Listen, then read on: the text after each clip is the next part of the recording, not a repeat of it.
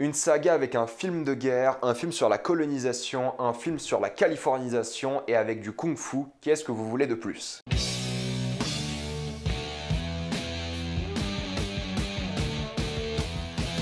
Ip Man, la saga. Comme d'habitude, jusqu'à la minute indiquée dans le titre de la vidéo, il n'y aura pas de spoilers, casez tranquille, après on va tout spoiler. Ip Man est l'histoire d'un maître de kung-fu qui va vivre plein de péripéties horribles autour de lui, que ce soit la guerre, que ce soit la colonisation, et il va toujours devoir s'en débattre avec du kung-fu. Il est notamment réputé pour être le maître de Bruce Lee et on va vraiment vivre son histoire. Évidemment, on connaît tous Bruce Lee, mais on connaît moins le maître de Bruce Lee, Ip Man. On le connaît beaucoup plus maintenant avec ses films, avec ses 4 films qui sont maintenant disponibles. On a un film qui est sorti en 2008, Ip Man 1, on a un film qui est sorti en 2010, Ip Man 2, on a un film qui est sorti en 2015, Ip Man 3 et un film qui est sorti en 2020, l'année dernière, en été, Ip Man 4. C'est des films de kung-fu avant tout, mais ça va vraiment tacler plein de sujets différents. Le premier film, c'est un film de guerre, mine de rien, du moins sur les impacts de la guerre, on verra pas la guerre en soi. Le deuxième film, c'est un film sur la colonisation britannique de Hong Kong. Le troisième film, ça reste un peu plus ancré sur ce qui se passe à Hong Kong, mais ça va parler de plein de choses intéressantes par rapport à ça. Et le quatrième film, c'est vraiment un film sur l'Amérique, sur vraiment le fait de vendre l'art du kung-fu, avec justement Bruce Lee qui va écrire un livre et qui va vouloir partager le kung-fu partout dans le monde via ce qu'il faisait à l'époque en Californie. Même si ça s'inspire de beaucoup de faits réels, ça reste vraiment des inspirations parce que la majorité des films, des 4 films, c'est avant tout de la fiction. Mais ce que j'aime à propos de cette saga, c'est que c'est toujours chaque film, 2 films un peu différents. Le premier film, par exemple, ça commence comme un film de kung-fu classique et là, t'as l'invasion du pays par une force extérieure et le film change complètement d'ambiance. Le 2, c'est pareil, ça commence encore une fois avec une histoire de kung-fu et ensuite tu as vraiment une histoire de colonisation britannique. Le 3, c'est celui qui est un peu plus toujours dans la lignée du kung-fu durant tout le film. Et le 4, c'est justement Ip Man qui va commencer avec sa vie de kung-fu à Hong Kong et qui va aller aux États-Unis. Du coup, ça crée la vraie diversité dans ces films-là et ça arrive à se renouveler. Alors, c'est pas toujours parfait, loin de là. Même si c'est un film de kung-fu, il n'y a pas que du kung-fu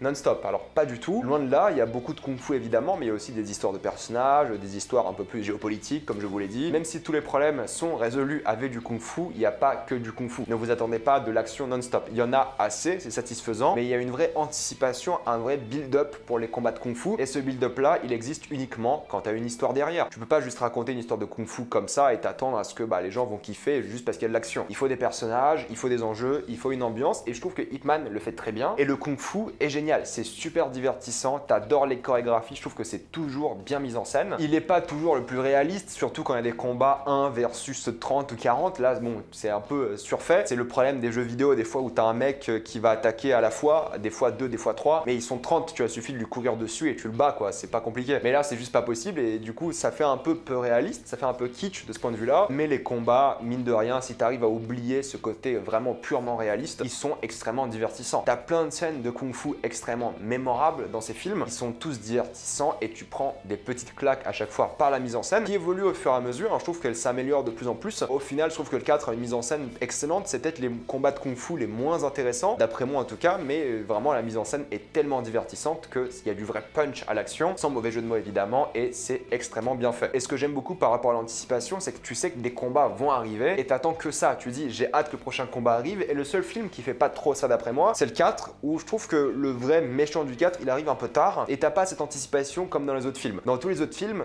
t'attends le combat final, tu l'attends toujours et t'as hâte. Je trouve par contre que le combat final de chaque film n'est jamais le meilleur. Dans ces films-là, il y a toujours un combat avant qui est meilleur que le climax. Est-ce que c'est décevant? Est-ce que c'est pas décevant? Ça dépend un peu de ses ambitions, sauf peut-être le 3 où le combat final est peut-être le meilleur. Mais le 3, c'est un film un peu différent, je trouve. Là, oui, peut-être c'est sûrement le meilleur combat, mais les autres films, vraiment, c'est pas les combats qui m'ont le plus intéressé. Je trouvais que le combat du milieu était toujours plus intéressant que le combat final, sauf le 3 peut-être, mais même là, il y a débat. Mais bon, ça restait quand même super divertissant et t'adores le style de combat de Ip Man. Il est vraiment différent parce qu'il a un style de kung-fu qui est beaucoup moins répandu et il se bat vraiment différemment et tu le ressens. Et je trouve que Donnie Yen, à chaque fois, il fait un travail formidable. De toute façon, Donnie Yen, c'est un crack, il n'y a rien à dire là-dessus. C'est la star de kung-fu moderne et vraiment, il déchire dans ce rôle-là et il est à fond. Que ce soit en 2008 ou en 2020, il est à fond. Tu sens qu'il a un peu vieilli en 2020, c'est vrai, mais il est quand même à fond et il fait très très mal. Et ce qui est cool, c'est qu'à chaque fois que tu vois Donnie Yen, son personnage, tu sais que c'est le meilleur. Tu sais que c'est le meilleur et comme je vous l'ai dit dans plein de vidéos, j'adore voir les meilleurs dans leur rôle. Là, t'as vraiment le meilleur maître de kung-fu et il défonce tout le monde. Et justement, quand il commence à avoir des difficultés, là, le film change, l'ambiance change totalement. Et évidemment, ce qui est cool, c'est que ça va toujours changer. Tu auras plein de combats main nue, évidemment, la majorité, mais ensuite tu auras des combats avec des instruments de la vie de tous les jours et aussi des combats sur des surfaces qui sont pas forcément le sol. Tu auras des sauts, tu auras des bonds, tu auras des combats sur une table extrêmement mémorables, tu auras des combats dans des rings. Enfin, vraiment, ça a une vraie évolution, une vraie diversité et les films arrivent tous à se renouveler assez régulièrement et j'adore ces films pour ça. Et c'est vrai que contrairement à des films comme The Raid ou The Night Comes For Us, c'est pas des films violents. Alors oui, il y a un peu de violence, il y a quelques os cassés, des choses comme ça. Il n'y a pas de sang, il n'y a pas vraiment une brutalité, une vraie violence brutale, gore. Il n'y a pas de ça ici. C'est un film qui a un peu un système d'honneur avec une vraie modestie parce que Ip Man, il sait très bien que c'est le meilleur, mais à chaque fois il dit non, vous inquiétez pas, je suis pas le meilleur. Il y a une vraie modestie et j'aime beaucoup le côté honneur de la ville et des personnages. Pour eux, le kung-fu, c'est un art. Dans cette ville, tout le monde fait du kung-fu. T'as vraiment cette capsule où tout le monde est fan de kung-fu, mais où tout le monde a envie d'être le meilleur, mais en même temps se respectent et se comprennent. Et je trouve que cette saga, pour ça, est extrêmement cool à regarder. Et ce qui est drôle, c'est que Ip Man va souvent intervenir dans des combats qui ne sont pas forcément les siens, et il intervient toujours au moment décisif. Et ça, c'est à mourir de rire. Plus tu regardes la saga, c'est que tu sais quand Ip Man va intervenir. Avant qu'il y ait le coup fatal, t'as Ip Man qui arrive, et ça, c'est à mourir de rire. Et c'est vrai que c'est une saga qui est une saga de films chinois, mine de rien, ou du moins hongkongais si vous préférez. La limite devient de plus en plus floue. Et en vrai, oui, pour nous, il y a un côté ringard, il y a un côté kitsch, il y a un côté mielleux, si je peux me permettre, mais touchant. Je trouve que ça marche bien parce que ça va parler de plein de sujets réels, de plein de thématiques intéressantes. Ça va parler de pauvreté, ça va parler de guerre, de colonisation, comme je vous l'ai dit. Alors oui, les méchants étrangers sont toujours des énormes caricatures et c'est vraiment risible et ridicule, mais c'est là que le côté ringard intervient. Faut pas le voir comme un film dramatique 100% sérieux. C'est mielleux, c'est kitsch et ils le savent. Ils veulent pas être 100% dramatique, il y a une sorte de comédie dans ce qui se passe, mais c'est ça qui est cool aussi, c'est que c'est vraiment les films de kung-fu qui sont vraiment bien faits, avec des vraies chorégraphies qui sont pas forcément prises de tête, mais qui ont des thématiques intéressantes, du vrai développement de personnages, des moments vraiment émouvants, et en même temps ils se permettent un peu de kitsch, de ringard, mais qui est plutôt bienvenu et qui rend l'atmosphère un peu plus sympathique à regarder. Du coup ça permet de créer des vrais moments épiques, tous les moments avec Ip Man, surtout avec sa musique, son thème principal, tu sais qu'il y aura des dégâts et quand t'entends la musique t'es à fond devant ta télé, tu dis il va arriver, il va défoncer tout le monde et c'est super divertissant. Et oui évidemment les acteurs sont pas forcément les meilleurs et c'est vraiment caricatural sur tous les gens qui parlent anglais, mais bon, niveau arts martiaux, ils font le taf. Ils n'ont pas été embauchés pour leur talent en tant qu'acteurs, mais plutôt pour leur talent en arts martiaux. Et de ce point de vue-là, vraiment, il n'y a pas de déception. Ils sont vraiment tous au top et ils sont extrêmement divertissants. Et j'ai trouvé les méchants toujours bien foutus, certes très caricaturaux pour beaucoup d'entre eux, mais au moins il y avait quelque chose. Il y avait une vraie ambition d'avoir des méchants, certes ringards, mais c'était des vrais méchants. Le 4, j'ai un peu plus de mal parce qu'au final, dans le 4, le méchant, j'y croyais pas trop. Et le méchant, il arrive trop vite. Tu sais pas vraiment qui va se battre avec. Et du coup, le film, t'as un peu de mal avec. Je trouve pas forcément que c'est le moins bon de la saga, même si je vais vous donner mon classement après, mais je ne trouve pas que les méchants sont la plus grande qualité du film. Alors oui, c'est une capsule de Hong Kong, comme je vous l'ai dit, c'est peut-être même une fresque à certains moments de la ville, c'est très sympathique à regarder, t'es vraiment dépaysé et ça c'est très sympa pour nous. Globalement, je trouve qu'ils ont bien réussi les relations avec la femme de Ip Man, par exemple, avec son enfant. C'est développé surtout dans les 2 derniers films, mais il y a toujours quelque chose où il y a une idée de mentorat, vraiment ça sera un mentor, ça sera quelqu'un d'important pour ces gens et ça sera avant tout un professeur de kung-fu. Même si des fois c'est assez drôle que tout peut être résolu par le kung-fu, même des problèmes de la femme de Ip Man, t'as des moments où c'est assez drôle de ce point de vue-là, mais oui, c'est le but du film. Tout a la même réponse et cette réponse est le kung-fu. Mais voilà, la relation avec la femme et l'enfant sont vraiment bien foutues et ça arrive un peu à te tirer la larmichette et je trouve que ça c'est très cool dans un film de kung-fu où normalement il y a beaucoup de bastons. Après, je trouve pas forcément qu'ils ont bien utilisé certains personnages. T'as Mike Tyson dans le 3 et tu dis bon, ils auraient pu un peu mieux l'utiliser, un peu plus. Il est super bien, hein,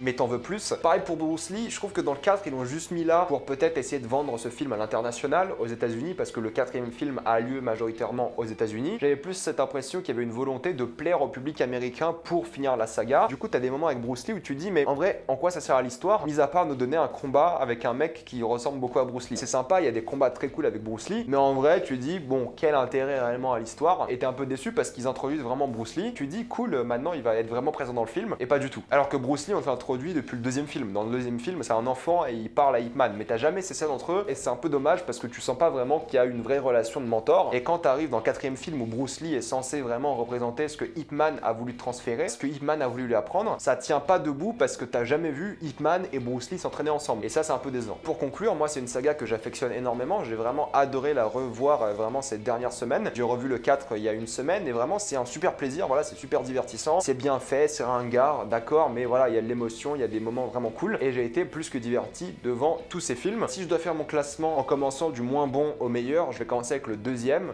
puis le quatrième, puis le troisième, puis le premier. Le premier vraiment il a quelque chose d'assez unique et que j'aime beaucoup. Mais voilà, en tout cas Ip Man, je vous la conseille énormément. Et maintenant je vais spoiler un peu, donc si vous voulez pas vous faire spoiler, pensez avant tout à vous abonner à la chaîne et à mettre un j'aime et partager cette vidéo, ça aide beaucoup la chaîne. De temps en temps je fais des lives sur Twitch, donc pensez à me suivre sur Twitch. Devenez membre soutien ou faites un petit don sur Utip. Suivez-moi sur Instagram et sur Twitter pour des critiques exclusives et pour toutes les news, et on spoil.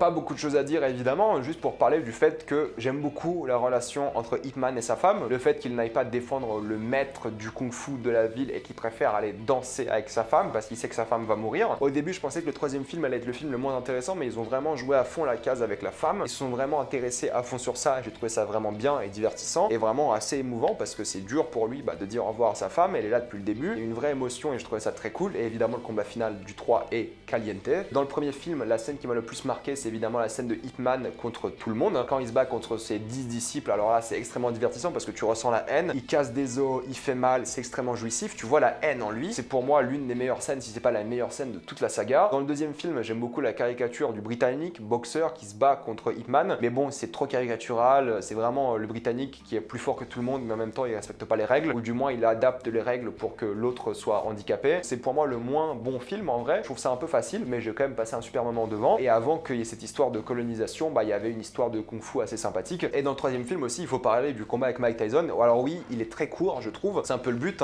mais qu'il est divertissant, qu'il est bien foutu. C'est un peu dommage qu'ils aient pas utilisé Mike Tyson en tant que boss final du film, mais il y avait cette scène de 3 minutes, entre guillemets, je sais pas si elle dure 3 minutes dans la vraie vie aussi, mais elle était vraiment divertissante et était frustré parce que t'en veux plus, mais en même temps c'était tellement bien que ça peut s'arrêter là et c'est assez divertissant. Dans le quatrième film, c'est vrai que le méchant, j'y croyais pas trop, voilà, il y avait des scènes qui étaient un peu inutiles je trouve. C'était plus un film américain qui était dans, voilà, un peu plus politiquement correct, sur le racisme et des choses comme ça. C'est un peu maladroit, c'est un peu facile et tu vois que c'est vraiment orienté à des audiences plus américaines. Je sais pas si Ip Man est populaire aux États-Unis, j'en sais rien, mais bon, j'y croyais un peu moins. Mais t'as quand même parmi les meilleurs combats de toute la saga dans ce film. Ils sont tous vraiment excellents et c'est extrêmement divertissant. C'est pour moi parmi les plus fun à regarder et même si l'histoire elle suit pas forcément, pour les combats tous, elle est vraiment cool. Mais le méchant, je le trouve vraiment pas assez bien développé et c'est un peu trop facile alors qu'il y avait moyen de plus le mettre en avant. À partir d'un moment, il défonce tous les maîtres du kung-fu de San Francisco et après il veut défoncer Ip Man et bon il fait beaucoup de dégâts et des choses comme ça, il perd au final évidemment. Ça va un peu vite sur la fin, il n'y a pas vraiment ces obsèques de Ip Man, t'as pas le temps de ressentir l'émotion et je trouve ça un peu dommage, mais bon pour le côté action du film c'est vraiment bien foutu. Voilà, je vais m'arrêter là, mettez-moi dans les commentaires quel est votre combat préféré de la saga Ip Man, qu'est-ce que vous pensez de tous les films, donnez-moi aussi votre classement. Comme d'habitude pensez à vous abonner à la chaîne pour plus de vidéos, mettez un j'aime et partagez cette vidéo, ça aide beaucoup la chaîne. Si vous aimez la chaîne, devenez membre soutien ou faites un petit don sur Utip. Suivez-moi sur Instagram et sur Twitter pour des critiques exclusives et pour toutes les news. Et moi je vous dis à la prochaine fois. Salut à tous.